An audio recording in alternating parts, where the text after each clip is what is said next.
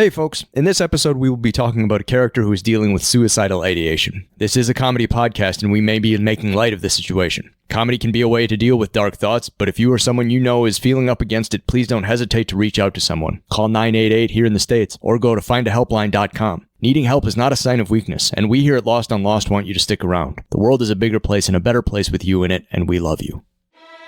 Lost on Lost Season 2, baby! Hell yeah! We've watched Seasons 1, 2, and 3 of Lost, and we've learned a lot. Did we? And we've learned to love Jack, Kate, Sawyer, Boone, and Claire. Did we? But now it's time for Seasons 4, 5, and 6. That's right, we're still going to talk about the mysteries and mythologies of the island. And obviously hot tropical hookups. But now we're going to talk about things like the freighter, The Others, Charles Widmore, The Lighthouse, time travel, 9/11, Ronald Reagan, the Catholic Church, Titus, gold chains, the military-industrial complex, the prison industrial complex, the void, the orb, and so much more. So strap on and strap down, because if you thought last season was confusing, This is going to be so much worse. Or better if you like being lost on Lost.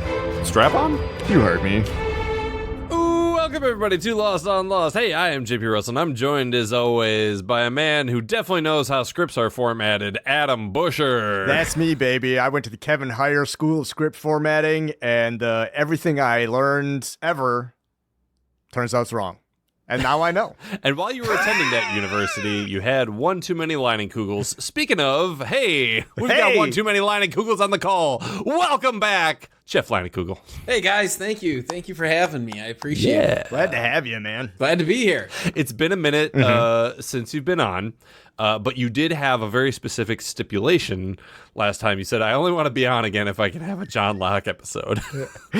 So we gave you the most John Locke episode there is besides Walkabout. Good. I probably did say that. Yeah. Yeah, 100%. And you know what? The second I started watching this episode, I was like, oh my God. This is like the weirdest episode. And I immediately thought about how we're going to talk about a lot of it. So yeah, great. You guys gave me a good challenge, I guess. Yeah. What have you been watching, reading, doing since last time you were on? Life update. Yeah. I had a child. So Wow, that's a hell big, yeah. that's a big change. I actually left the classroom as well, so I'm not a teacher, although I do still work in education. As far as other things, man, honestly, so my wife and we watched the show Severance. Yep. I don't know how you guys consume media or whatever, but I'm still Rectally. very much, rarely is one way to put it. And when I do, the reason why it's been harder and harder for me to do so, and maybe you guys have this, is just like consumers of media and lovers of art. But like, I like to sit down and focus when I watch things or read things, right? And that's getting harder and harder to do. Yeah. I'm not a second screen guy. So like, if I'm going to watch something, like my attention is on it. You know, my wife's not necessarily that way. So we revert to watching a lot of like trash reality shows that you can just pause or whatever. So I don't know. But like I said, I couldn't tell you anything about them. Like honestly, again, the last 365 days may not have even existed. Like I might have just time traveled. So Yeah. No, totally fair. Fair. I found that instead of having a second screen, I just have like sensory toys. okay. Not diagnosed, but pretty sure. Well, I have a whole basket full of sensory toys right underneath my TV, and that helps. like whatever you need to get through the day, you know? Hey, fellas. Yeah. Do you want to talk about Lost? Yeah. Let's fucking do it. Fucking do it. I'm so excited to talk about this episode. Yeah, I'm thrilled to just figure out how we're going to as well. So go ahead. Yeah, we are talking today about Season 5, Episode 7, The Life and Death of Jeremy Bentham. It is the 93rd episode of the show overall. It originally aired on February 25th, 2009. It was written by Damon Lindelof and Carlton Cuse, or Carlton Cuse and Damon Lindelof, since that matters. Yeah. And was directed by Jack Bender. The life and death of Jeremy Bentham takes place on days 1 and 2 after the perfect emergency landing of Ajira 316 by one Captain Franklin J. Lapidus, Esquire, JD, MD, LBGTQ. JP. Yeah. You have a recap? I think so. All right, well, give it the old college try. John, don't kill yourself. Let me do it for you. Off the island, John Locke transforms into international man of mystery Jeremy Bentham. Good old Jerry Benny and his trusty sidekick Lance Reddick put on a globe-trotting reverse production of the Green Book in order to convince the Oceanic Six that they need to go back to the island. Old Jer Bear Beansham sure does have his hands full. On the island, survivors part 2 learn about Germ Bimpus and what he's doing on the island, why he's wearing a suit, and why he's eating a mango like that. So fucking hot. Helen died on April 8th. That's National Enchilada Day. Hope she died after supper. Let's get into the life and death of Goolsby Barnles here on Lost on Lost. That's so good. Oh, That's so shit. good. I read it wrong. I wrote down Goolsby Burbles. Reverse Green Book. I can't believe you. It's so true, dude. And honestly, all right, I was gonna make a comment, not that way, but very similar, like with how weird, reluctant couple or whatever. Yeah. I love this episode so much. All right. So the life and death of Jeremy Bentham opens on the island in the present at the Hydra. Caesar enters this office, this research area, whatever, and he just kind of... We've seen a few times before. Yeah, once or twice from season 5. He starts snooping. He's looking for something specific. Don't know what, really, but, he's given the office the old once-over, breaks open a file cabinet, shakes out some papers, stuff like that. Life magazine. I gotta assume he's looking for smokes. That's what I'd be looking for. Always. He dumps out, some papers on the ground. And he's looking at him, and then he's right next to a desk. Yeah, next to the desk. Could have put him on the desk, but then this wouldn't have happened. He gets frustrated that he didn't find the paper he wanted. He looks over under the desk and spots something strapped to the bottom of it. Now, what is normally strapped to the bottom of desks? A double-barrel shotgun. A double-barrel shotgun. So there is a sawed-off shotgun underneath the desk, which he grabs. At least my desk. Who needs a double-barrel shotgun in this office? With the polar bear skull too, right? If you guys quit bringing polar bears here, you wouldn't have to keep shooting them. Right. You know why I keep a double-barrel shotgun under my desk? I can't afford a triple. Coffee.com/. Nice. Alana walks in and is like, "What are you doing? What's going on?" He's like, "Nothing, just looking for smokes." And she's like, "Yeah, let me know if you find any. Are you sure you didn't just put some smokes in your bag?" And he's like, "I didn't put anything in my bag." She's like, "I saw you." That was the worst, most awkward scene ever, dude. Like the worst, least slick you could be. Yeah. This scene is really, awkward. Because, right? I guess they're not friends. They don't know each other. I thought that they were. Right. Yeah, I assume they were in it. They were in on it together. He's with the rest of the baggage handlers, Brom and the other fuck knuckles. Yeah. It's such a strange scene. When I see scenes like that, it makes me wonder, what was really supposed to happen there. Sure. Did the adults in the room be like, "Oh yeah, that'll work. Let's just we'll figure that out." And it's this huge cop flashlight too. It's about 24 inches long. It probably runs on about 7 D-cell batteries. Oh, that does remind me, we do need to take a break for our ad sponsor right now. This episode of Lost on Lost brought to you by Maglite. Do you need to light up the night with a flashlight that could be construed as a double-barrel shotgun and can club an orangutan to death? Buy Maglite. The craziest part about it is the light didn't even seem that powerful. Right? No, they're flashes not. It's really dim. They're small filament bulbs. Those are actually the little tiniest light bulb. When he shines it in her eyes, she doesn't even flinch. She's like, "Oh, just the light." Gives her the old hippie mace and hey. And she's like, "Quit it. There's a dude. We found a guy. He's outside. He's in a suit. Do you want to talk to him? I don't know why I'm telling you this. Nobody's in charge, but let's go." And he's like, "Yeah, let's check it out." They head over to what I've described as New Survivor Beach. And all the Ehhhh survivors, the people who didn't manage to have their seats stolen from them by Hugo, are crowded on the beach, building fires, just trying to recover from the accident, whatever. And there's just a dude sitting there under a towel, hey, the audience, this is a secret. Yeah, if you saw the back of a bald head, you'd be like, oh. But we're led to believe that it's Christian because we've seen Christian. He's in a suit. He's the only guy in a suit in the island besides Faraday. And the camera dollies around and reveal. It's our sweet baby boy. John Locke. Johnny boy. To be fair, though, this is not John. It's not John correct? Locke. Yeah, Right. That's right. And the chronological audience would not know that yet. Yeah. Yeah, it's super confusing because like the two actors look very similar. Christ. Stupid.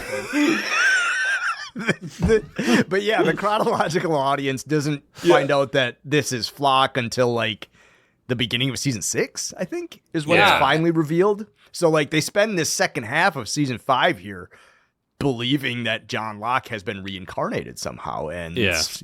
So, Which weirder things have happened. sure, absolutely. Correct. Yeah.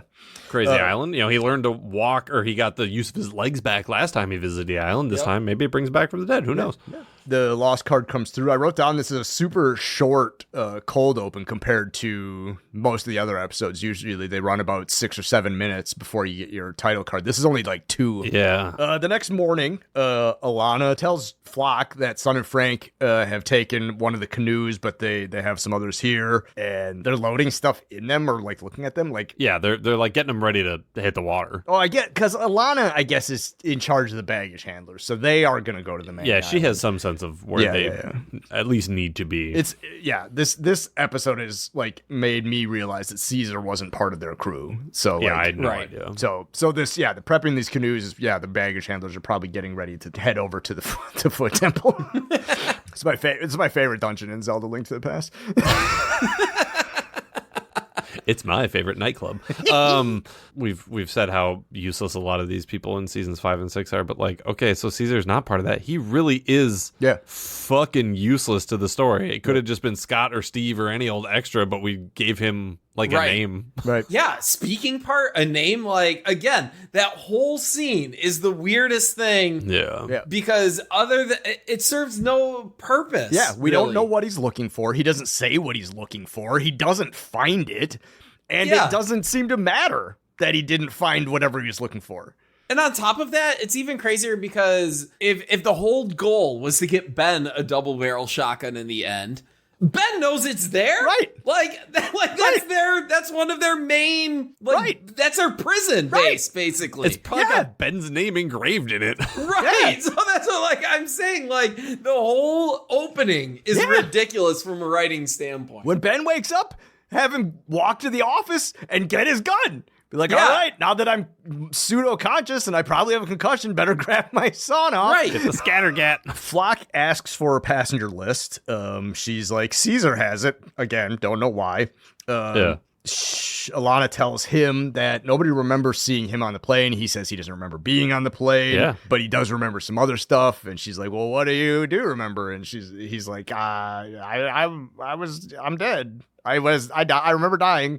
And she's like, what's with the suit? He's like, this is probably my funeral stuff because I remember dying. And you want to know some other stuff that I remember? Here we go. Click. Yeah. But the weirdest part of this whole scene is clearly the mango. The mango's so strange. I guess it's to mirror the orange scene from the pilot. Yeah. But it's like a mango, and he eats it in the weirdest, sort of most uncomfortable way, where there's shit still on his face. Like he gets in that. Like if he would have gotten in Helen the way he got in that mango. Okay, I'm telling you, there wouldn't have been this story with John. It would have been someone else in that scene. Okay, I'm telling you that right now. John Locke and his life-saving cunnilingus. Jack Bender just going up to T-Bone with notes. What can you do with this? Yeah. The script just says eats mango. Yeah. What can you do? Chew the scenery. Exactly. Literally. Almost the rest of the episode is all flashbacks, starting here. Yeah. We come back to archival footage of John Locke cranking his hog. Cranking in the old frozen wheel. And Christian telling him, say hello to my son for me. And he's like, who's your son? You had all day to tell me that. And then he appears in Tunisia the same way that Ben did, just like when said Ben cranked his, he was straight up cranking his shit and ended up in the desert. The problem with John Locke's appearance in Tunisia compared to Ben's is Ben like just had like been winged in the tricep by a bullet. Like the cool wound. Yeah. Mm-hmm. John Locke has a straight up compound fracture. And they show it too, which is pretty wild for like an ABC show. Yeah, it's kind of fucking gory. Primetime, they're just like, here's the bone sticking out. Ugh. There's a camera watching Locke. He spots it and he shouts at it. He's like, hey, help. Yeah. It's like, there's no microphone on that, you dingling. But like, he just lays there, like probably dying till dark. And then he's there laying there freezing to death in the Tunisian desert. While he's laying there shivering, a car pulls up, or a pickup, and some dudes grab him. Hilux, baby. Yeah. The classic. If somebody in the Middle East isn't driving a camel, it's a Hilux. Regime's truck of choice. I at first when it pulled up, I thought it was a technical. I thought there was a machine gun on the back of it, but it looked like it, yeah. But it's just a pickup. A guy with a gun. But yeah, some dudes grab him. They almost run him over. They throw him very not gently into the bed of the pickup, and they wheel him to a some sort of medical hospital, field hospital, something like that. He doesn't understand anything. They're also nobody's speaking English until there's a doctor who gives him a couple of words of English, just like, "Hey, swallow these pills." Like gives him some painkillers, all this stuff. And they start ministering to him. They tell him to bite down on that log. Yeah, they put a stick in his mouth and they tie it. And I was like, okay, well, they're gonna try and set his leg. All right, so. They're doing it in quite a hurry. I wrote down, this is what Fox News thinks Canadian healthcare is. Yeah. No wait.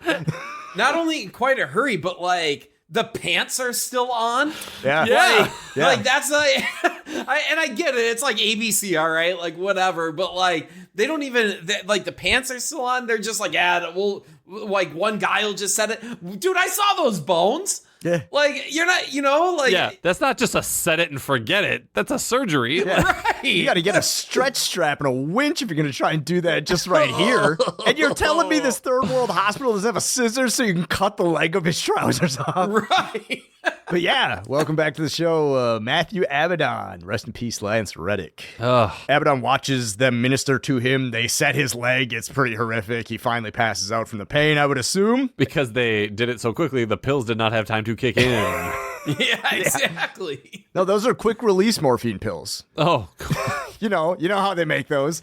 Yeah. Yeah, he passes out. He's woken up by one Charles Weedmore. Yeah. Weedmore believes that they were both exiled from the island by Ben. Even before that, they have a really fun exchange where John's like, I don't know who you are. And Widmore's like, I met you when I was 17. Yeah. 17. How many days have passed for you? 4. Since you walked into our camp? 4. Yeah. Widmore's like, that's fucked up, but it's super cool. Yeah. Also, that's exactly what it feels like to be a parent.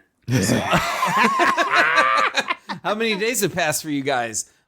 Days? Yeah, 70 years have passed. How many days has it been since you brought Lenny home from the hospital? A week. Yeah, That's a very tall child. He's walking.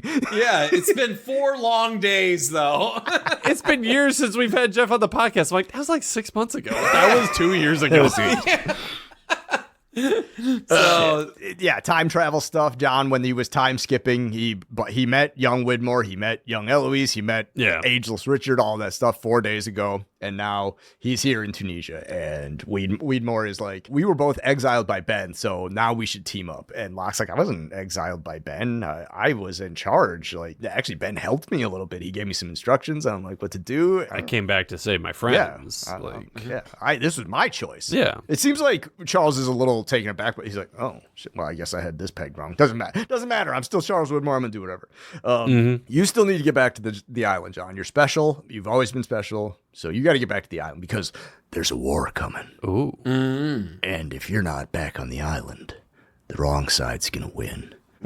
So that explains where Flock heard that was from Widmore. So I guess him saying it back to Widmore in that episode that we watched recently. Full circle. There's a commercial, and the next day, morning, a month later, who knows? Yeah. Charles gives John Locke a Canadian passport with the name Jeremy Bentham on it, which is a British philosopher. Yeah. They even like they spell that one out though. In the episode, they don't leave anything to chance there. I mean, so we're establishing that we're recognizing that he's named after a famous philosopher. What about all the other people that are also named after famous philosophers, like Anthony Cooper or Desmond Hume? Faraday, isn't Faraday one? Yeah, Daniel Faraday. He's named after a mathematician. Desmond Hume. Hume is a. Nah, those are all just coincidences. Yeah, okay. It's all coincidence. John, we have two passports for you to choose from. One is Jeffrey Epstein, and the other one is Shasta McNasty. Ooh, why would it be those two options? Jeffrey Epstein's the most famous name in the world. Read a book. And of course, those of you who remember your philosophy, famous American philosopher Shasta McNasty.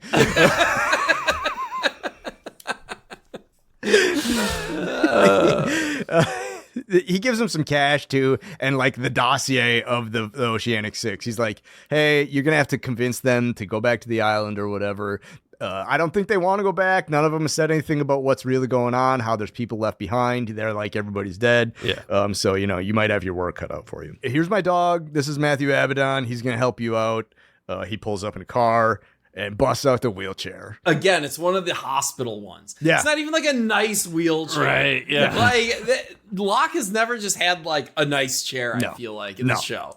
Not once, no. We start globetrotting here. We gotta find the Oceanic Six. Two of them are in the same place because Aaron lives with Kate or whatever. But like our first stop, we have a picture of Saeed in the dossier. I don't know if you guys noticed it, but the picture that Charles Widmore shows him is absolutely from this scene that we were just about to watch.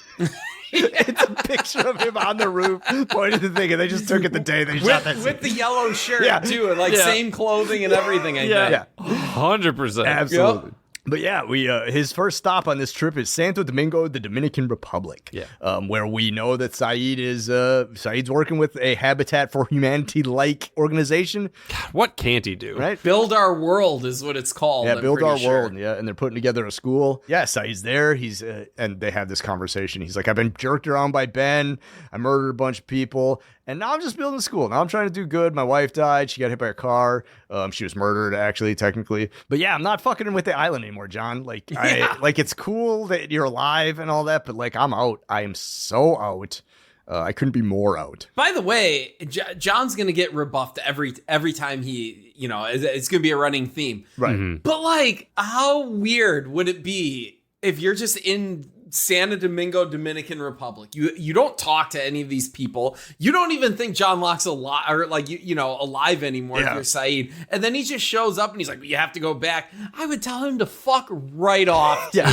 Like, I'm not going back to a random island. Like, we crash landed on. This is my life here, John. Right. Yeah, that's kind of what I was thinking every time he goes. I was just like, "Yeah, you sound crazy." John. I would have taken a 5-minute scene of John Locke trying to formulate some sort of useful argument to convince any single one of these individuals over the ransack Caesar scene from the beginning of the episode. Like, that's what I would have rather seen. John Locke formulating a plan on how we might actually pull this off. Yeah. Because it seems like he has no plan. It seems like his plan is, I'm going to go and ask them. And they'll say yes. Absolutely. Because this is definitely like, I'm just going to wing it. Yeah. Saeed's like, thanks, but no thanks, man. Locke's like, if you change your mind, I'll be at this hotel in L.A. Saeed's like, if you change your mind, come and build a school with me. Be a better use of your time. You could do some real good. Do some real good here. Second stop, New York City. This is like, to me, probably the weirdest one. But go ahead, Adam. No, this one fucking sucks. They pull up. Locke asks Abaddon to look up Helen for him. Abaddon earlier said, "Hey, I can find anything you want. Like, I find people." Like, and Locke earlier was like, "Nah," but now he's like, "Yeah, my ex-girlfriend Helen, she's around. Just let me know where she's at." Yeah. So the two of them are just parked outside of school, like you're definitely allowed to do. But I guess it's New York City, so it's not like they're in the middle of some just busy intersection. And Walt comes strolling out of the school. Yeah. And Matthew Abaddon's like, "Damn, that kid's huge." And Locke's like, yeah, that's why he hasn't been on the show since season 2. Yeah. Not only does he just like come out of the school though, they're not sitting in a car at this point, which is also like the weirdest thing. John Locke is seated in a wheelchair and Lance Reddick standing like right next to him. Yeah. And that's where I wrote down like, this is the oddest couple. Yeah. Like, John, what's up? Walt, it's so good to see you. Daps him up. Hey, man, how you been? I'm so glad to see you. Yeah, man, shit's been fucked, but like, it's all good. I just wanted to see your face. That's fucking weird. I just remember my old backgammon buddy Walt, and I was like, hey, man, we should catch up a little bit. He's like, yeah, no, that's for real. That's cool. Is my dad still alive? I haven't heard from him in a spell. I haven't seen him in like 3 years. Did he go back to the island? Locke's like, he went back to the island, all right. Yeah. He's all over the island. But he's like, yeah, last I heard he was on a ship just nearby. Off the island. Yep. I'm sure he's fine. Check you later. Also crazy because Walt's like, I've been dreaming of you, Locke. Yeah. Like, right? Like, I'm not kidding. Yeah. That's like a line that was written down on paper said by the actor. Yeah. Like, I've been having dreams of you, John. It's not weird that you're here. No, not at all. I've been having dreams of you being surrounded by men, and it's like, well, it's a good thing they're just dreams. Yeah. Have you ever seen a grown man naked, Timmy? Like, it's a fucking Captain Over from Airplane. Like, it's like if there was a real sassy John Locke, he could have just been like, well, how come you're not dreaming of your dad? Like, why don't you just dream of your dad? He's at the island. You're fine. Walt, I know your experience on the island might have fucked you up a little bit, but we still need to check in on if you know inside thoughts versus outside thoughts. Mr. Locke, I had a dream about my dad, but it was just a dial tone. I had a dream about you surrounded by men. Yeah, I have sex dreams about Abraham Lincoln. Dreams are weird, huh? Good thing they're just dreams, right? Good thing they're just dreams. Right? Anyway, I'm a child, so I have to go now. Yeah. Yeah, exactly. Just all right. See ya, man. Yeah, he walks away. Abaddon's like, I guess you're not inviting him along. And Locke's like, that kid's been through enough. I gotta go. I bought those tickets at Times Square for an improv show.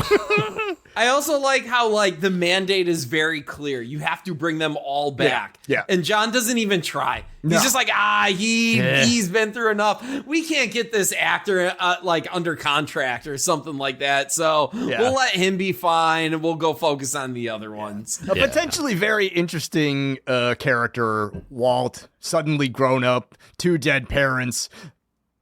Nah, let's let him walk away. Yeah. Nothing of import happens until right at the end we see that Ben is tailing Abaddon and John. That's the big takeaway here. Stop number 3, Santa Rosa, California. You know what's in Santa Rosa, California? Santa Rosa Mental Hospital. Hugo is out on the table painting a picture of a sphinx, and it is a pretty good fucking sphinx. That's the most Hawaii-ass background, too. The wide... But guys, don't cut to the wide shot. Don't make the wide shot that wide. The fucking smoky-ass mountains and the tropical trees. Yeah. Like, oh, my God. Locke rolls up to Hugo, and Hugo's like, oh, bummer, man. You didn't make it. Like, you got. Well, what are you talking about? The only people I meet are dead people. So, like, you must be dead because I get visited by ghosts. It's crazy that you're dead and in a wheelchair. Yeah, exactly right. That's kind of a bummer, huh? I haven't seen that one before. Especially because Hugo would have never known Locke to ever be in a wheelchair, right? Yeah. So he was just like, Yeah. oh, you died and you're in the wheelchair? Like, they couldn't fix your legs again? Like, And you're bald? He's like, I'm not dead, Hugo. And Hugo shouts over to like the doctor. He's like, hey, am I talking to a guy in a wheelchair? And she's like, yeah. And so he's like, oh shit. Okay, actually, it's worse that you're alive. You being dead would have been fine with me, but you're alive. What do you want? What are you doing here? Come back to the island with me. Absolutely fucking not. Like, I'm in a mental hospital. Like, I'm like, shit's going bad for me here. And the island's not better. And, oh, also, we're being followed. Look at that guy. That guy, he already visited me one time. He pretended to be from Oceanic, and he's spying on me. And Locke's like, yeah, he's with me. And he's like, I'm absolutely not going with you before. If there was even a shadow of a doubt, that sealed it. Bye. La, la, la, la, la, la, la, la, la. Straight up called him evil and ran away. Yep. I love, Jorge Garcia's performance in this. Yeah. However, I really wanted his one line to be phrased differently. The interaction with the orderly or whatever. It's like, am I talking to somebody? And she'd be like, yeah, a guy in a wheelchair. Because he offered up, am I talking to a guy in a wheelchair? And she's like, yeah, whatever. Yeah. Yeah. Very dismissive. Like, yeah, you do you, Hurley. Yeah. She's like, Hugo, I'm too busy to entertain whatever nonsense you're going through today. Right. So, yep, that's what it's up. Hugo bails, and so Locke goes back to talk to Abaddon and finally asks him what. He's like, What's your deal? What do you do for Widmore? Like, what do you, like, what's going on? He's like, oh, finally, you want to talk about it? You finally want to talk about it? Well, because Abaddon's got this shitty, like, every time he fails, he's like, he's like all of my companions in the Fallout series when I'm fucking up. Just like, you really shouldn't be doing that. You're not doing great. I'm like, shut up. Yeah, there's a little pop up in the corner every time somebody says no to Locke. Matthew Abaddon will remember that. And then he's so smarmy about it, though. He's just like, oh, now you want to talk? Yeah, all right. Yeah, I do. Okay, why don't you just talk, Matthew? Maybe distract me from the fact that I'm constantly fucking up here. Yeah. Abaddon's like, you do remember the time that I told you to go on a walkabout right after your first accident where you were paralyzed. You remember that? And John's like, I do remember that. Yeah. That was wild that happened and that you're here now and all of that. And Abaddon's like, my job for Widmore is to get people where they need to be. You needed to get on the plane, told you to go walk on a walkabout, and you did. So that's what I do. I get people to where they go. Hey, Adam? Yeah. That makes no sense. Yeah, not a ton. Sure. Jacob touched John's life, and that's why he got where he needed to be. I came to a realization by the end of this episode that so Weedmore was like, there's a war coming to the island, and Weedmore is very much of the opinion that the war for the island is him versus Ben, and he doesn't realize that Ben is on Jacob's side, and Jacob and Ben and the candidates and everybody are against the Man in Black, and the Man in Black has his recruits, and Charles doesn't work for either side. So this is a war where he's like, I'm in it, and they're like, you're really not. Yeah. He's like the awkward third wheel. Yeah. He's the Italy of the Axis powers. Yeah. Or he could be the United States of the Axis powers soon. Who knows? You can cut that out. Nope. So yeah. So listen, the way things are going, this might be one of the last podcasts to ever be recorded by man. So. They're gonna teach Lost on Lost in history books one day. Yeah. It doesn't make a ton of sense. No. It's basically Widmore and Abaddon and whatever his cohort sort of taking credit for stuff that was happening because of the Jacob and the Man in Black. Right. Yeah. But I'm sure we'll have plenty of time with Matthew Abaddon to explore what his specialty is his ins and outs and how he knows where people are supposed to be, right? Yeah. We'll dig into that in just a little bit. Fourth stop is Los Angeles. Kate says no. Yeah. Well, why would you say yes? Kate absolutely says no, but Kate also has one of the best lines. Yeah. She asks about, have you ever loved someone, John? Yeah. And he says, yes, Helen. Right? Should have ate her like the mango, but So he's like, yes, I love this woman. And she goes, what happened, John? He finally just admits, I was angry. I was obsessed. And Kate just goes, well, look how far you've come. Yep. And then, get out of my house. Yep. Yeah. It's it's real good. brutal, dude. That's such a good line. That's literally the only thing I wrote down from this scene. I was so angry and obsessed. Well, look how far you've come. It's perfect. Pretty phenomenal. She actually gets some good dialogue and gets to have a firm stance on something, and Evangeline Lilly delivers it very well. Mm-hmm. I was like, oh, wow. Imagine if we had done this for the last 4 seasons. And then she's like, but you can take Aaron back to the island. I'm sick of watching him. Right. Yeah. Here's some leftovers. At the end of that last scene, he's like, where's Helen? And Abaddon's like, I couldn't find her. And he's like, It's like you found Saeed in the middle of nowhere. you found everybody fucking else. You around, can't find yeah. Helen just because she changed her last name, maybe. And he's like, all right, I actually found her. Let's go check it out. And they go to this. She's right where I left her. Yeah, it's a cemetery. It's a graveyard in Santa Monica. This made me kind of sad. I was like, oh, Yeah. man. She died of a brain aneurysm a couple of years after the crash, 2006. Locke's like, I never should have been on the island. If I hadn't gone to the island, we'd still be together. And Abaddon's like, your cunnilingus doesn't cure brain aneurysms. Like, this was what was gonna happen to her. Okay, Right. like this is her fate was. This is where her path took her. Yeah, she's where she needs to be now. Hopefully in a better place or whatever. But like her body's here in the ground, and your body is gonna go back to the island, alive or dead, whatever. You said that Richard said you had to die to get them back. You know, is it fate? Is it a choice? It's like, that's some deep shit, man. Could you elaborate on that? He's like, I would love to.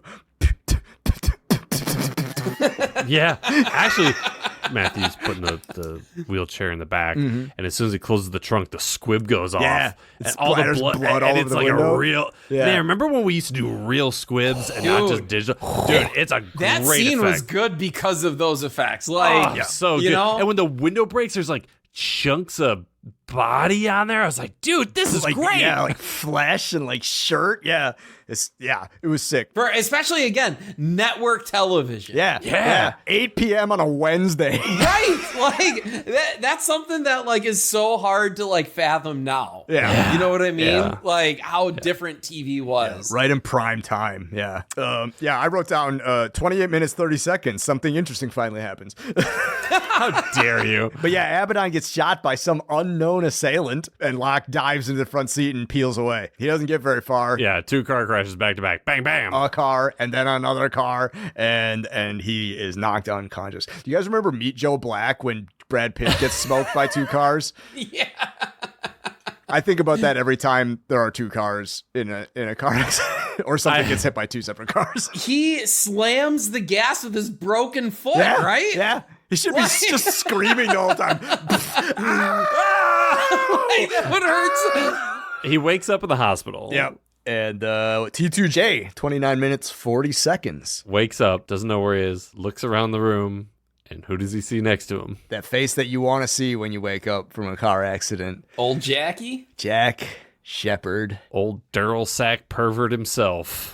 Looking Doctor Jack Shepard. looking even more like a Lego man, but now he's got one of those Lego heads where the stubble has been painted on. Yep. Yeah. Because he's this must be after he started like hitting the sauce pretty hard. Yeah. Like he's getting a little unhinged. Him and Kate have broken up, and so he's been drinking. He's not shaving. His hair's getting pretty ragged. He sounds a little drunk in this scene. A little bit. I actually love this scene as well. Yeah, Yeah, it was real good. Yeah. This scene reminds me so much of what like people in our generation or like even a younger generation must feel like talking to like their parents sometimes. Like you have to go back. No, like you need to shut up. Like you need to get a life. Like seriously, that's what Jack feels like. Yeah. He's talking to like an elderly parent. Like quit being crazy. Yeah, you're not special. You must. Yeah.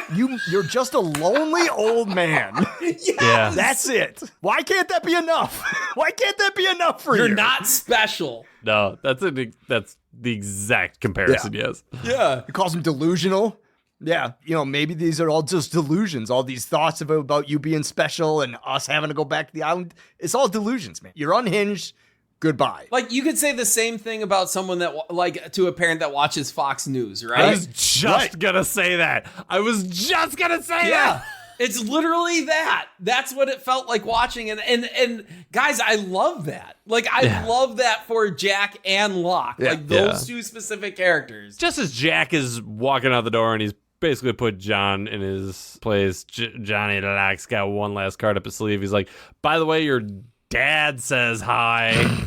He's like, my dad's dead. He's like, I talked to some guy named Christian, and he wasn't Middle Eastern, and his last name wasn't Reyes, and so I'm pretty sure it was your dad. Yeah. He says, you got to come back. Your dad said, your dad thing, the Ben thing, the everybody's still alive thing. I need help. You got to help me. Please, please, please, please. If you come, everybody else will come. He goes, not only are you not important, Locke, I'm not important. The rest of us aren't important. Let us be. Yeah. Don't bother me anymore, and don't bother them anymore. Yeah. Don't mistake coincidence for some sort of grand plan or something like that. Like you've always done that. That's been like our entire relationship since we met each other right on the plane crash, and it's continuing today. Stop. Stop. Yeah. Leave me alone.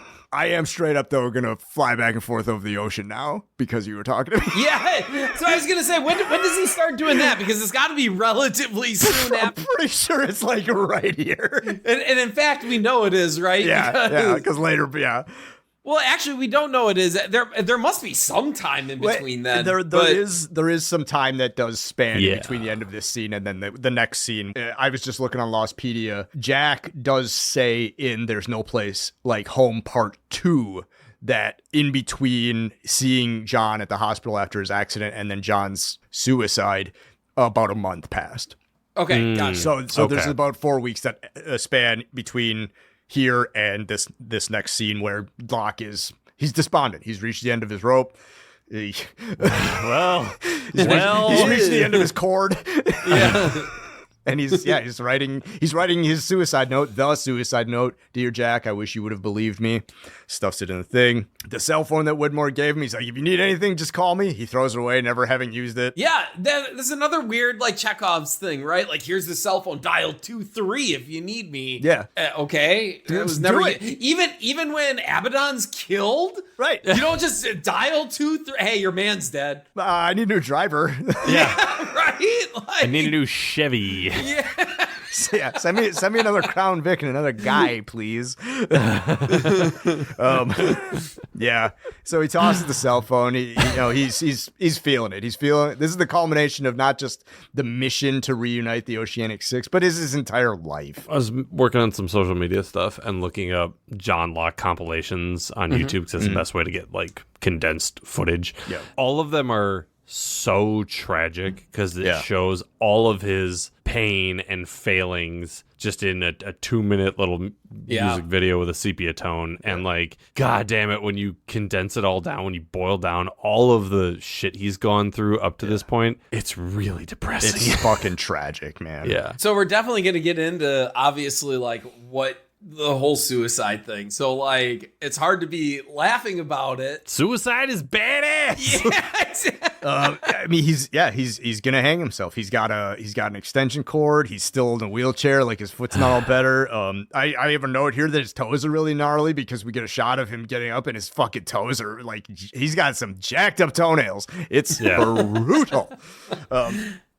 But yeah, he sees a hole in the ceiling. He's like, the cord will go over that. He sees the radiator bolt to the floor. Cord goes on that. Cord climbs up, pushes the desk, does all the things. It's this sort of like kind of drawn out preparation scene. It's drawn out, but for reason. Yeah, like they even have a shot where they're just letting Terry O'Quinn do some acting. Yeah, like I said, the culmination of an entire tragic whole life.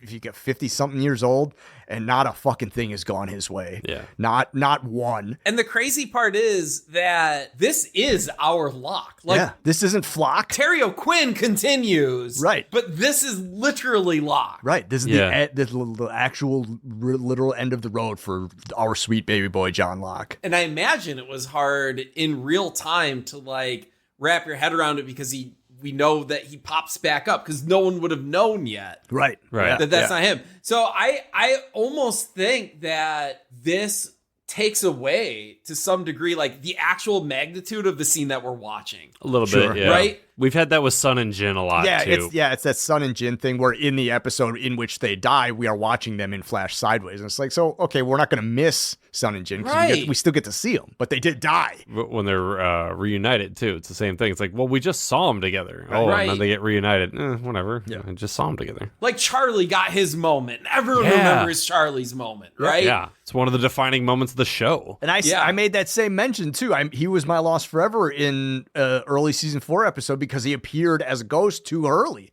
And I was like, Charlie's dead. Don't show me Charlie anymore. Right. Never again. Never again. Speak of him reverently, but I never want to see him again because he was a hero in that final moment. Even if you just were watching Lost in order, you wouldn't feel the weight of like, oh, this is actually Locke. Right. Because you're still going about your viewing experience saying like, oh yeah, he was just magically resurrected, like Jack's dad. Or Locke was reincarnated. They're not realizing that that's Locke. No, our sweet miserable man is actually dead. Yeah, you know, done. It's done. Yeah. So he's got his head in the noose at him, and then he's up on the ledge, fucking Creed style, 6 feet from the edge, and all I can. And then, knock on the door. Just, I'm busy. Occupado. And of course, and this is like Deus Ex Bentham or whatever, where he's always just perfectly. Yeah. You know, John, are you in there? You better not be standing at a desk with a fucking cord around your neck. Yeah, right? It's not what it looks like. It's a sex thing. You're going to need a lemon. Ben kicks down the door because Ben kicks doors. Right. And he's like, don't do it. Don't do it, man. I'm here to help. Let me help you. And he kind of behaves like a friend. He tries to talk to him. Yeah, dude, this scene is fucking so good. Yeah.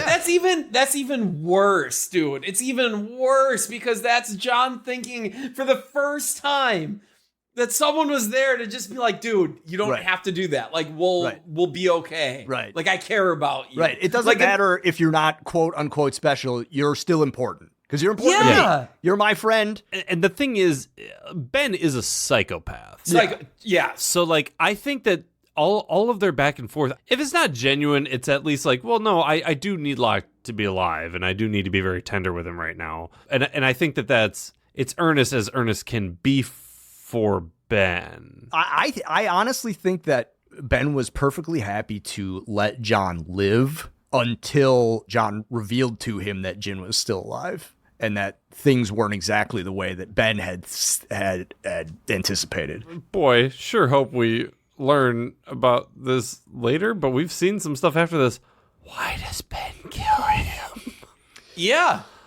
I don't get it. Just saying Jin's alive and saying Eloise's name is such a low 180 where it's like, I don't get it. Maybe, he wanted to get information, but then you could have gotten the information and still let him kill himself. If that was your end goal, you could have been like, no, John, it's okay. This is part of the plan. Like, you need to die and it'll be fine. Yeah, it would be one thing if Ben knew that Richard had said to Locke that he needs to die in order to get the Oceanic Six to return. But as far as I know, Ben's not aware of that little bullet point. So John's about to do it. Yeah. Ben saves him. Then Ben kills him and then resets up the scene? Yeah, what was that? I don't know. What?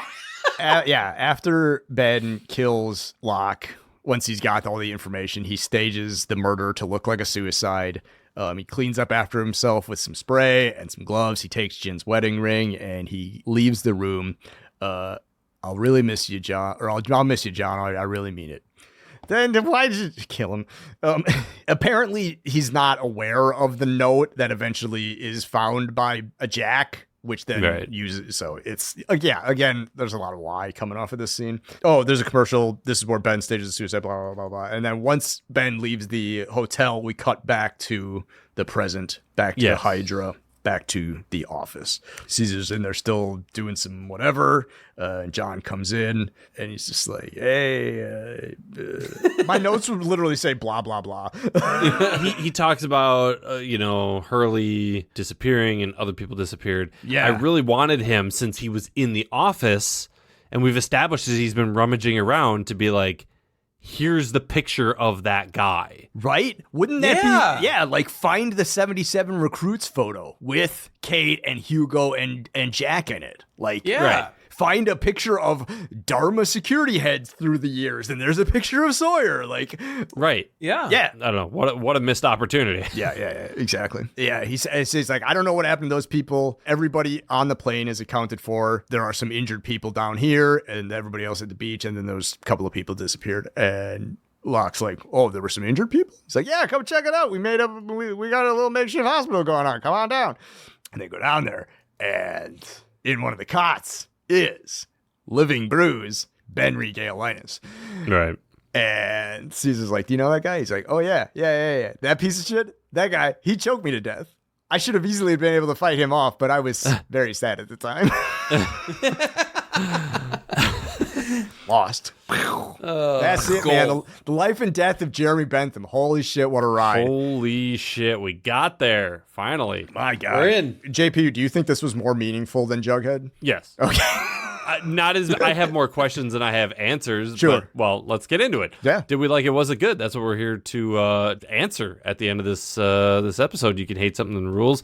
You can love something that sucks. Jeff, start us off. What did you think about the life and death of Jem Blimpus? All right.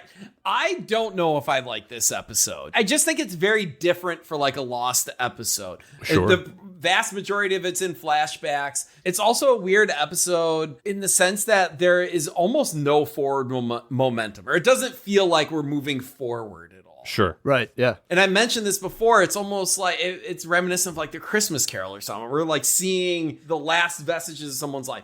I would be pissed if I was watching this week to week and this was the episode for the week. Sure. Okay. All right. Does that make sense? Yeah, that's Sure, fair. sure. Yeah, sure. Everything's kind of weirdly tied up in this weird bow. This episode feels like it's a 25-page script. It feels like they had to fill some time. Yeah. And then we had this like big moment of John dying, but no one even knows that it is a big moment until the whole show is done and you rewatch it. Yeah, until season 6 at some point. Mm-hmm. Yeah. So I don't think it sucked.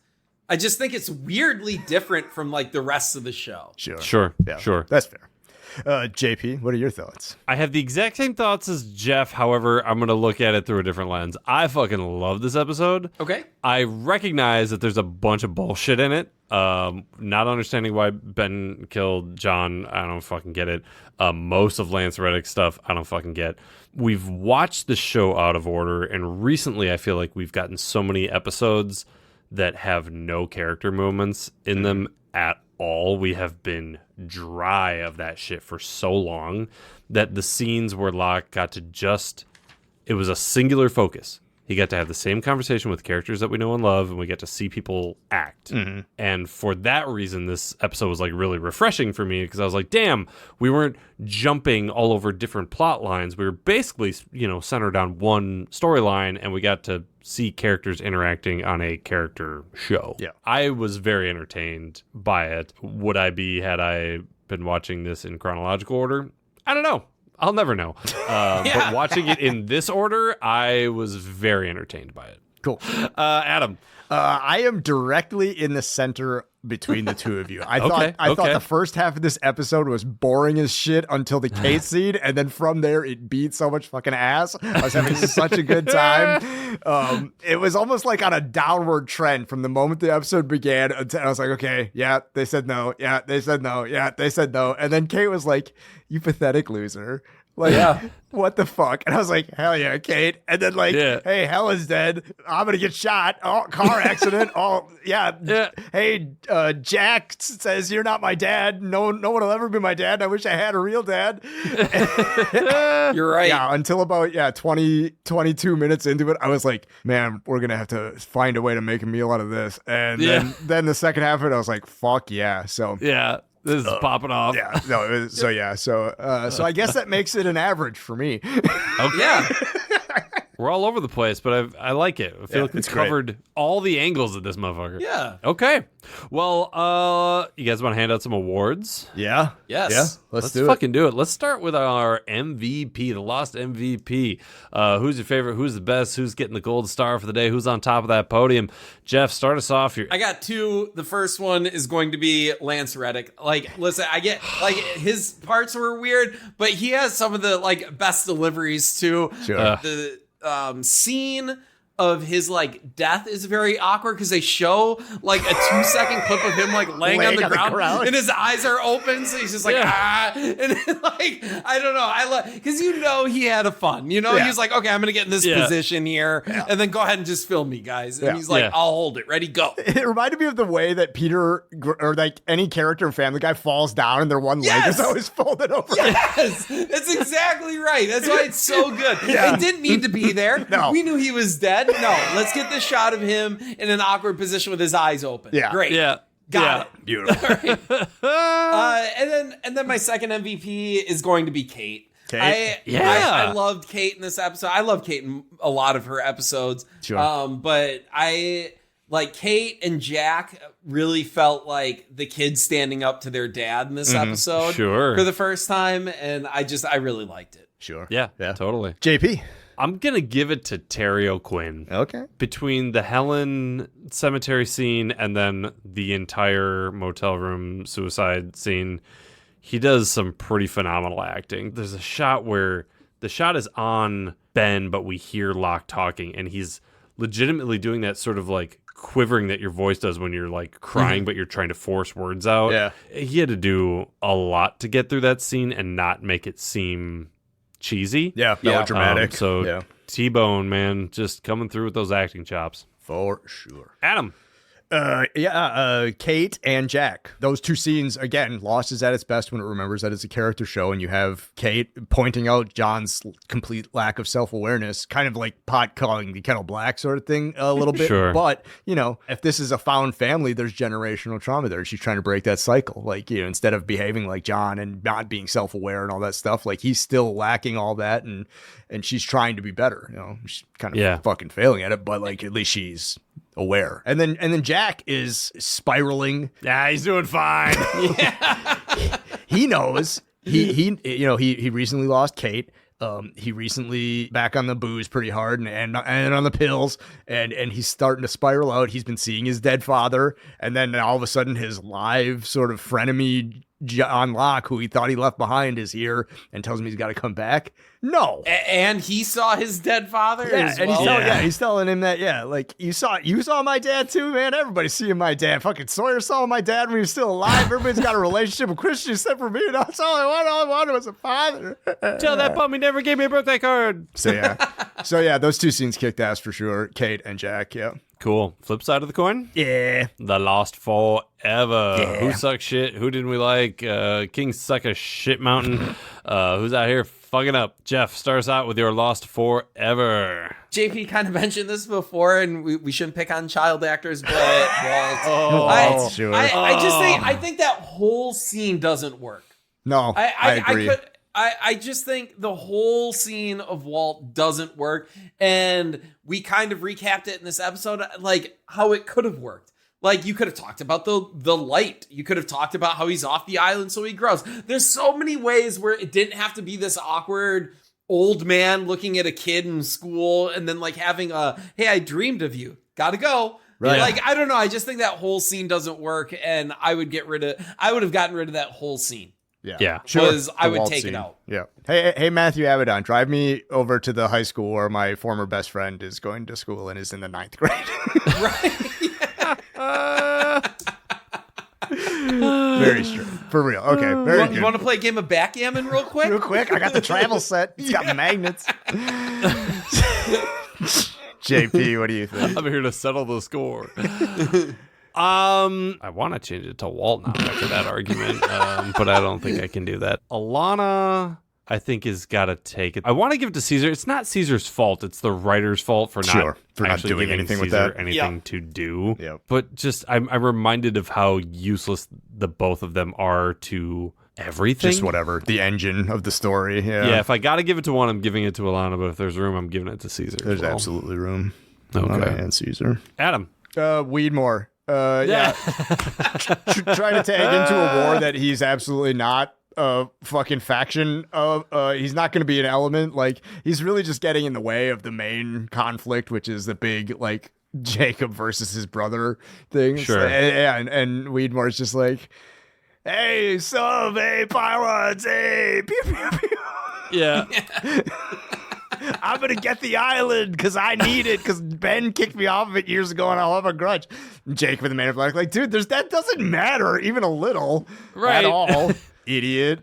He's such a weird character too, as well. It's just a big fake out, and that's all it ends up being. Especially like we've already watched the episode where Ben whacks him, so like we know it doesn't pan out. Oh yeah, like in 4 or 5 episodes from the end, Ben just shoots him, and Flock's like, "Well, you're lucky I got. Like, okay, I didn't need him anymore." Yeah, forgot about that. Fuck. So yeah, Weedmore. What a spread. Yeah, there's so much. I got done watching this episode. I knew this conversation was going to run long, but I think it's been very good. Oh, it's been excellent. That's my bad, guys. Sometimes I get a little long-winded. You know? Oh, no, this one, to do, but that's okay. That's right. That's one of the reasons why I'm so glad that we were able to get you on again because you know we had such an interesting conversation with that first episode, just about storytelling and character and media and Lost itself, and I was like, but that's absolutely we got plenty to talk about if Jeff's coming here. So well, and that's the thing. So many episodes were like nothing happened in this one. This at least there's like enough for us to sink our teeth into. There's a lot to discuss. Yeah, sure. Happy to be here, guys. Yeah, thank you for joining us. Yeah, thank you so much. This was a ton of fun. Anything you want to plug? I don't personally have anything to plug right now. Okay. My wife is starting a bakery, like a home bakery. Okay. I don't think that's going to help anyone, but hey, if you need some sweets in the let me know. And I'll get you her online Instagram handle. Yeah, something. So. Yeah, and this brings us to our final sponsor of the episode, Shopify. I don't personally have anything to plug, but thank you for asking. I mean, absolutely. You could pull one out of Sam Mark's book and just plug fatherhood. Yeah, hey guys, if you want to become a father, you can. It's possible. As has been proven by Sam Mark, Jeff Leinenkugel, and Carter motherfucking Wadle. You heard it here first, ladies. You can be a father. The good news for men is that you have time. All right, you don't need to rush into anything. Yeah, that's fair. Take it slow. I am an old dad, but it's a lot easier. It's a lot easier when you have everything else in a row. Sure, for sure, yeah. Yeah, and a vast deference. And a vast deference. Yeah, I do have one of those, and I'm going to need to not soon. So, Adam, what are we watching next time? Excellent question. If you want to be lost with us, come back in a couple of weeks. We are going to be watching Season 4, Episode 6. The Other Woman. Ooh, scandalous. Centric character, love of our lives, Juliet Burke. Ooh. We haven't had.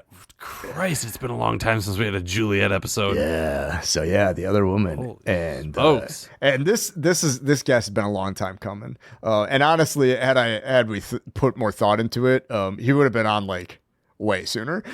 Is it finally happening? I have here in the spreadsheet Bradford quote fuck nerds quote Laverne, is that his last name? Laverne? Yes. Yeah, Brad. Yeah, our buddy Brad, the jorts guy from one of our most earliest Instagram posts, like episode 3 social media post. Brad's gonna come talk The Other Woman with us. Yeah, we had talked about having Brad on and then just forgot to actually have him on for 4 years. And then he and I were talking last year. He's like, well, when are you guys going to have me on the podcast? I was like, oh my God, we never did. Oh my God. Quick, when's the next open slot in a year when we're 4 episodes away from the end? Jeff, thank you again for joining us. Thank you, Jeff. Thank you, guys. Adam, thank you as always. Yep. And hey, everybody out there, thank you for tuning in to another episode of Lost on Lost. I'm Adam. I'm JP. Do you have any idea what's going on the show? No. Me neither. Lost on Lost is produced and edited by me and JP. We wish to acknowledge that we live, work, and produce our show on occupied land. Burbank, California is located on the traditional tribal lands of the Tongva, Chumash, Kizh, and Fernandino Tataviam peoples. Milwaukee, Wisconsin is located on the traditional tribal lands of the Peoria, Potawatomi, Miama, and Ho-Chunk peoples. And Lost was produced in Hawaii on the lands of the Kanaka Maoli. Visit native-land.ca to learn more about the land you live and work on. You can engage with us on IG, Facebook, and Twitter at Lost on Lost 1. You can also email us at wearelostonlost@gmail.com or support us with dollar monies at coffee.com/wearelostonlost. Thanks to Lostpedia and its community of contributors, Danny Schmitz, random.org, and as always, you the listeners for tuning in. We're hosted at Podbean. You can hear us there or wherever you get your podcasts, except MySpace. We're not on MySpace. Yet.